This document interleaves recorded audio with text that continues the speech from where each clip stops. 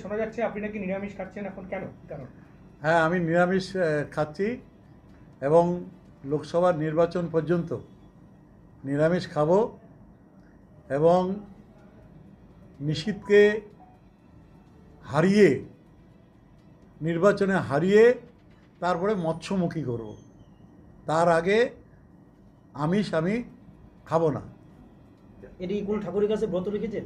আমি ব্রত মানে আমি নিজেই এটা এই সিদ্ধান্ত নিয়েছি। মানে পণ রেখেছেন? হ্যাঁ, পণ রেখেছি। এমনিতেও আমি 96 থেকে আমি নিরামিষ খাই এবং লঙ্কা জল রাত্রে ভিজিয়ে রেখে সকালবেলা খাই। আর বেশ কিছু দিন যে এখন এই সময়টা গরম হয়, প্রত্যেকটা নির্বাচনের সময় গরম হয়, আর সকালবেলা পান্তা ভাত খেয়েই আমি সকালবেলাটা বেরোই। আর এবার এই নিরামিষের সাথে সাথে ওইটাই পণ করেছি যে নিশীথকে হারানোর পরে তারপরে আমি মৎস্যমুখী করবো, তার আগে আর নয়। যদি ফলাফল অন্যরকম হয় নিশীথের পক্ষে? কোনো রকম হবে না, এবার একদম কোনো রকম হবে না। ওর হার নিশ্চিত, শুধু এখন সময়ের অপেক্ষা।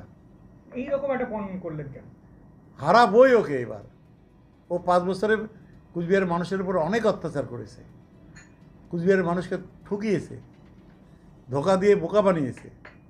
সুতরাং ওকে এবার হারাবই আমরা সবাই মিলে। সারা কুচবিহারবাসী এখন অপেক্ষা করে রয়েছে শুধু সময়ের জন্য, যে কখন রেজাল্টটা হয়, কখন ভোটটা হয়। আপনার এই পণের কথা কি দল জানে? আপনি দল জানে না, এটা আমার ব্যক্তিগত ব্যাপার, আজ তো ক্যান্ডিডেট ব্যক্তিগত সিদ্ধান্ত। ক্যান্ডিডেট আসলো মদনমোহন মন্দিরে, আপনিও ছিলেন যে আজকে উনি বলেছেন আর কি, যতদিন না উনি নিশীথ প্রামাণিককে লোকসভা নির্বাচন হারাতে পারছেন তার আগে তিনি আমিষ খাবার গ্রহণ করবেন না। নিশীথ প্রামাণিককে হারিয়েই তারপর তিনি আমিষ খাবার গ্রহণ করবেন। পাশাপাশি তিনি কটাক্ষ করেছেন যে বিজেপি নেতারা যেহেতু গোচনা খাওয়ার অভ্যাস আছে তারা গোবর জল খাক। এই বিষয়টা নিয়ে কী বলবেন? দেখুন, উনি দিবা স্বপ্ন দেখছেন, তো স্বপ্ন তো সবাই দেখতে পারে। এবার আপনারাই দেখাবেন আগামী দিনে কি হতে চলেছে। উনি তো একজন মন্ত্রী ছিলেন, আমাদের রাজ্য সরকারের আন্ডারে উনি একজন মন্ত্রী ছিলেন। ওনার অস্তিত্বটা দেখুন আগে। মন্ত্রীর থেকে আস্তে আস্তে বিধায়ক থেকে ওনাকে সরে যেতে হলো, কারণ জনগণ তৃণমূলকে প্রত্যাখ্যান করে বিজেপিকে জয়ী করেছে।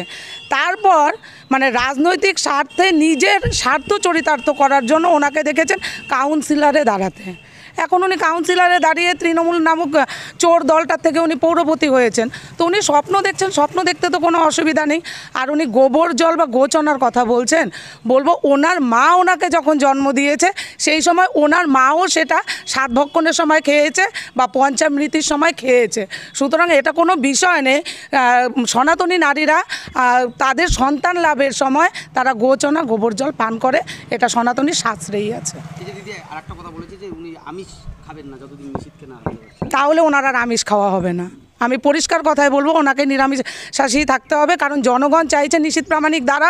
আজকে দেশের বুকে কোচবিহার কোথায় পৌঁছেছে নিশীথ প্রামাণিকের মাধ্যমে, পদ্ম ফুলের মাধ্যমে, সেটা আপনারাই বিভিন্ন মিডিয়াতে বারবার দেখাচ্ছেন।